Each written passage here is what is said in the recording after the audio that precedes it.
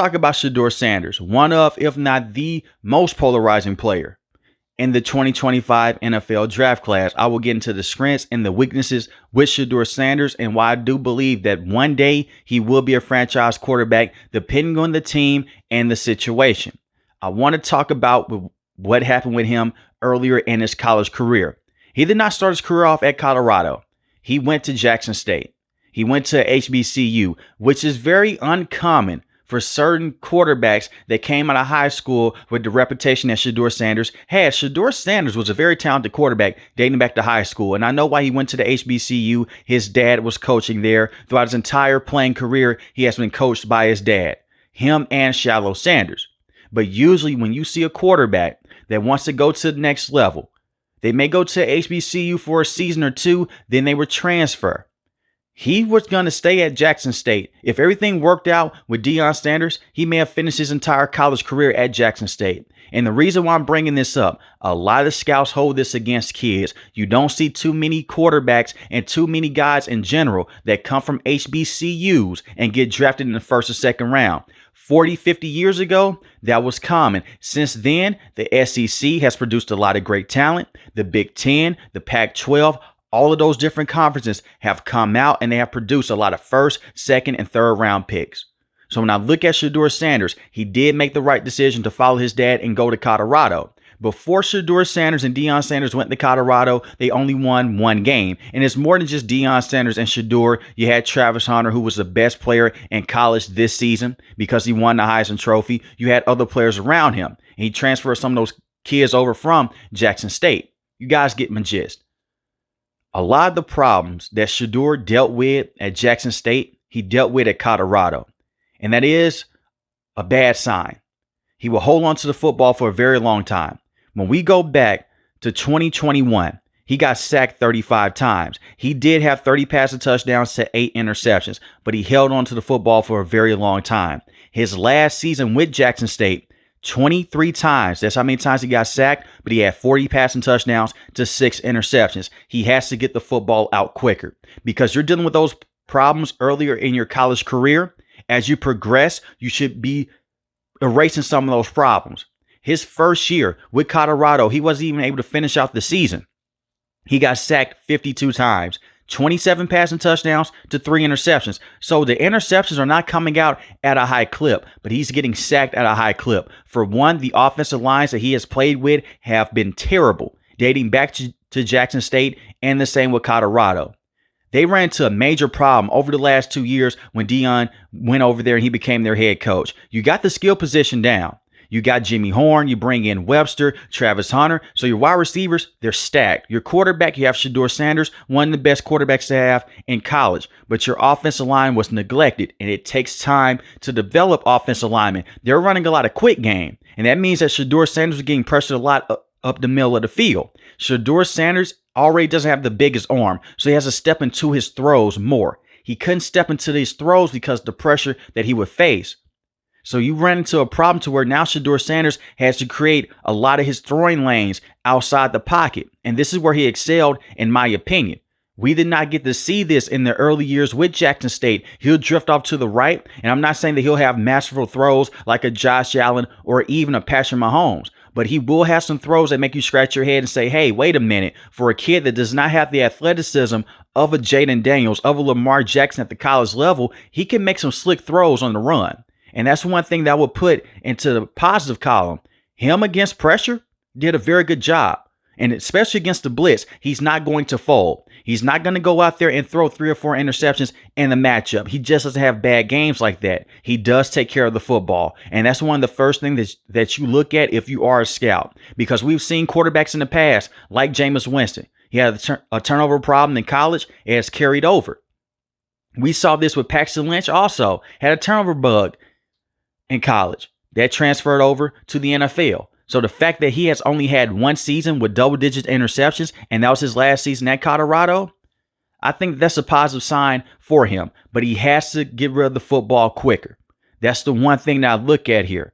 And a lot of it is this: even though he played in an NFL type of system, it was a pro system with Pat Shurmur, who's a former coach at this level, he really didn't do Shedeur Sanders any favors. When you have a bad offensive line, you're running a lot of spread concepts. You're running routes deep down the field, when instead you should be running a lot of routes closer to the line of scrimmage, 15 and 20 yards out. That is where Shedeur Sanders excel, the intermediate routes.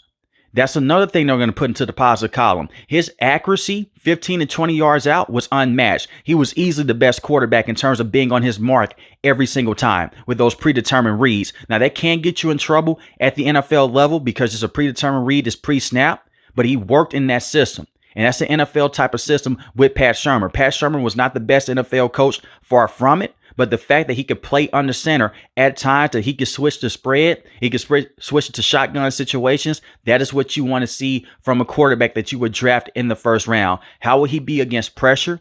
Can he work with a muddy pocket? Shedeur Sanders did that. And can he handle adversity? And he's been dealing with adversity.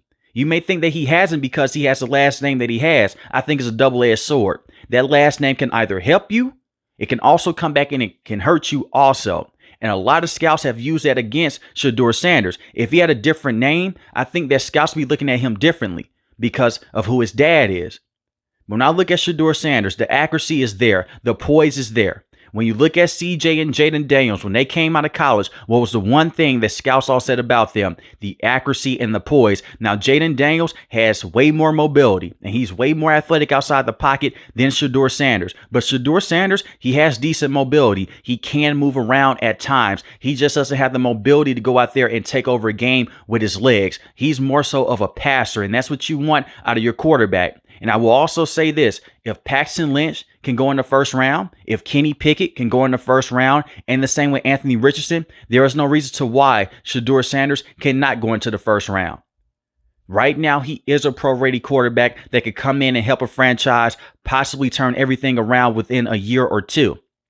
And I'm not going to really try to come on here and compare him to CJ and to Jaden Daniels, but that poise is similar to both of those quarterbacks. So my weaknesses with him: holds on to the football for a very long time. Positives: accuracy, poise, very good inside the pocket. When you give him enough time, he will go out there. He could throw open wide receivers. And that's what you're going to have to do at the NFL level. We've seen quarterbacks come out of college. They run a lot of gimmick plays, a lot of screens. They're throwing to wide open guys. Shedeur Sanders is throwing guys open down the field. Another weakness that I will get into: he doesn't have the strongest arm. So in terms of fitting the ball into tight windows over and over again, he's going to struggle. And this is where I go into the BYU game. This is the last game that he played on the college level. The offensive line didn't show up. Travis Hunter was the only guy that was able to go out there and get open on a consistent basis. And their defense, they went to sleep also. Deion Sanders and his entire staff, they got outcoached by BYU. And you know what? It happens. You're going to have a bad game. But a lot of negative things I saw with Shedeur Sanders: couldn't fit the football into tight window throws. He never went against a top 40 defense until he went against BYU. And I'm talking about the pass here. They really forced him to throw the football into tight windows, into tight coverage, and he couldn't do it on a consistent basis. Now, he can shock you with his arm power, but it's not consistent enough. And that's the one thing that I look at. Can you really fix that in the NFL level? You can work with accuracy. That's very hard to do. When it comes to arm power, you either have it or you don't. And I don't expect for him to go out there and throw the football deep down the field 4 to 5 times a game. But I'm talking about the zip. You need to fit it into tight windows and continue to work on that moving forward. And that's why he worked with Tom Brady in the previous offseason to work on things like that. It did get better this year, but against BYU, it was a bad look. And unfortunately, that was the only team that had a top 40 pass defense that was able to go out there and basically shell shock Shedeur Sanders. The entire team, they went to sleep at the wheel. It wasn't all on him, but he's a quarterback. You guys know how it goes. More than likely, he's going to get majority of the blame. But that game was not all on Shedeur Sanders. So the arm power is in question here. Can he throw the football deep down the field on a consistent basis? No, he can't. He reminds me a lot of Brock Purdy in this situation. When you look at Brock Purdy, he doesn't always have the biggest arm. He doesn't always have the biggest throws down the field, pardon me. He's not going to always be able to go down there and step into his throws and throw it on the line, throw it on the zip like a Patrick Mahomes or a Josh Allen. But when you hear scouts talk about this, they also don't bring up this point. You're only going to throw the football deep down the field 40 to 50 yards, maybe 2 or 3 times a game. Look at Patrick Mahomes. What is he known for now? Dinking and dunking his way down the field, being methodical. The same with Josh Allen. You don't see those major big throws going down the field. We saw that from Jaden Daniels this year to Terry McLaurin and to Brown, but a lot of his throws were underneath, working the middle of the field. That is where the money is in the NFL level. That is where Shedeur Sanders excelled in the college level. Now, just because he did it in college doesn't mean that it's going to transfer over to the NFL, but the fact that he can do that on that level and he can throw guys open, that gives me a lot of faith in him and a lot of confidence in him moving forward that he will excel with the pros. So don't let that scare you. If you hear a lot of scouts say that he can't push the ball down the field, and he really can't on a consistent basis, doesn't mean that he can't be a star quarterback. Because only a few quarterbacks in this league can go down there and throw the football on a consistent basis on a dime. You don't have that many of them. And you can make a Super Bowl appearance, even possibly win a Super Bowl with a quarterback that doesn't have the strongest arm. We saw that with Peyton Manning. They won a Super Bowl with the Denver Broncos. Granted, he was way behind his prime. He was washed up at the time, but he made the right throws, and he was very smart with his decision making. That's what you have to do in certain levels, in certain games. It's fun to go out there and watch Caleb Williams throw across his body and make magical throws, but you're not going to win many football games doing that. You have to play within structure. And when I look at Shedeur Sanders, he can do that. I think that he will be a very good quarterback in the NFL. My top fits, New York Giants with Brian Dable. They need a quarterback. He's a quarterback whisperer. Look at the work that he was able to do with Daniel Jones and Saquon. He's one of the sole reasons why the team made the NFL playoffs. That was a blessing and a curse because they paid Daniel Jones over Saquon Barkley, but we know how that story ended. But he was able to get the most out of Daniel Jones that he could. He did great work with Josh Allen. He helped him become one of the best quarterbacks in the NFL when he was their former offensive coordinator. So he can work with quarterbacks, and he did a very good job with Brett Favre also later in his career. And Brett Favre had a lot of nice things to say about Brian Dable. Another team, I know that you may say that this is not going to happen. You may say, hell no. The Cleveland Browns, not because of the organization, because of the coach. Kevin Stefanski is a very good coach in this league. He made the NFL playoffs with Joe Flacco, called him off his couch, made Joe Flacco look like a serviceable quarterback, made the NFL playoffs with Baker Mayfield. They're in quarterback hell right now with Deshaun Watson, and they have the second overall pick. Now, Deion Sanders may come out, and he may say, hell no, you're not going to draft my son. But when I look at the offense that he would be placed into, it fits him. You'll have Jerry Jeudy, David Njoku, Elijah Moore. You have a solid run game. I like what Kevin Stefanski will be able to do with Shedeur Sanders. The Tennessee Titans, they'll be an awkward fit because he really doesn't fit the system of Coach Callahan. If the Tennessee Titans go with a quarterback, it will have to be Cam Ward because they're going to expect for their quarterback to run around and make a lot of big-time throws down the field because of how bad their offensive line is. And you can still make the case with the New York Giants that their offensive line is terrible. But when they had Andrew Thomas and when they had Jermaine at the opposing tackle position, their offensive line did look better. So if you push Shedeur Sanders with a good offensive line, a solid offensive coach with decent weapons on the outside, he should be able to have a good rookie season. And this is the one thing that a lot of people don't want to bring up, but it is true.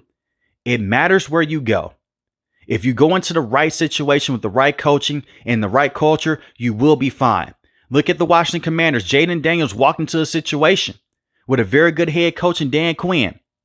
Cliff Kingsbury, a true number one, and Terry McLaurin. They went to the NFC Championship game. The situation around him was very good, but he uplifted that situation. Give him a lot of credit on a tremendous rookie season. The same with CJ. He walked into a situation with the Houston Texans. The Texans, they were terrible. But you hire a brand new head coach, DeMeco Ryans. You have a terrible offensive line still. But CJ came in, helped turn everything around because he had some help on the offensive end and he had Nico Collins. So they need to bring in some help around Shedeur Sanders and any young quarterback that you bring in. Look at Bo Nix walking to a situation. Sean Payton, the Denver Broncos, had one good wide receiver in Cortland Sutton, but you have the Super Bowl champion and Sean Payton as a head coach. And look at Caleb Williams. So many people say he's a generational talent. He's going to be a generational player. I still think that he will be. But he went to a terrible situation with the Chicago Bears. The receivers were there, yes, but terrible coaching with Matt Eberflus. Terrible coaching with Shane Waldron, a horrible offensive line. So that's why Deion Sanders is going to have a lot of say-so into where Shedeur Sanders will go. Now, I don't 100% agree with that. I think that goes against how the NFL draft works. But hell, Arch Manning did the same thing with Eli. He came out and said, you know what? My son's not going to be a San Diego Charger. I don't give a damn what you say. Even if you select him, you're going to trade him because he will not put on that jersey. He will not play for you. So we have seen this before.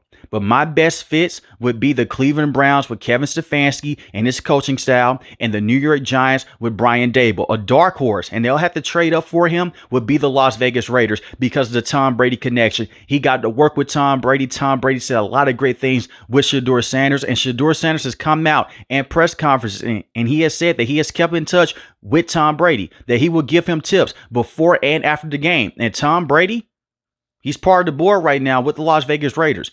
You have a veteran coach in Pete Carroll that has won a Super Bowl, that has been to 2 Super Bowls, was a great college coach. So if they want to move up and select Shedeur Sanders, that would also be a very good fit. And you have Chip Kelly as the offensive coordinator. And you have weapons on the roster. You have Brock Bowers, who looked like the best receiving tight end in the NFL this year. And you have Jacoby Myers at the wide receiving position.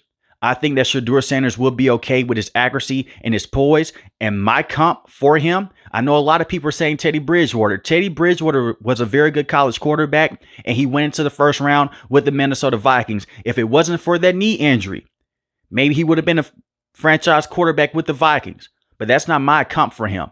My comp and my comparison as a whole for Shedeur Sanders is a better version of Brock Purdy. Now, it depends on how you feel about Brock Purdy. Some people like him. Some people, they say that he's just playing with a loaded football team. Regardless, Brock Purdy has been to a Super Bowl and an NFC Championship game. And that kid is special. And he's not the biggest quarterback in the room, just like Shedeur Sanders. I'm a big Shedeur Sanders fan, and I do believe that he's one of the best players in this draft class. But let me know in the comment section below, how do you feel about Shedeur Sanders, and should he be taken within the first 5 picks of the NFL draft? If you're new to the channel, hit the subscribe button. If you like the video, hit the like button. Most importantly, want each and every last one of you guys stay safe, stay positive. Thanks for the video, guys. God bless.